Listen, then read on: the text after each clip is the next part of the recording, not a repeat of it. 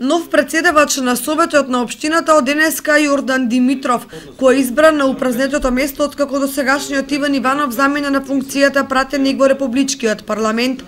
За Димитров застанаа советниците од позицијата, кои му го доверија водењето на седниците и извршувањето на функцијата.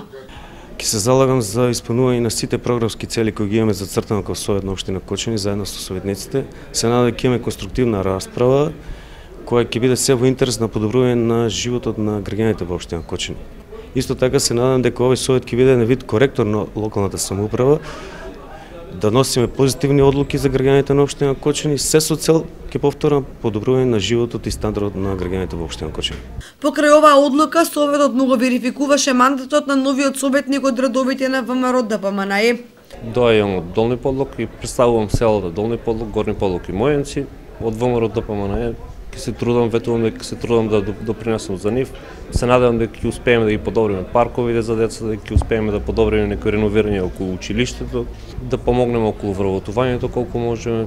Мислам дека тоа се мои први претпоставки кои што можам да влијам таму. И претседавачот и новиот советник денеска за прв пат ја водеа, односно учествуваа во работата на седницата на Советот, на која се расправаше по неколку мощни, значајни и суштински точки од дневниот ред.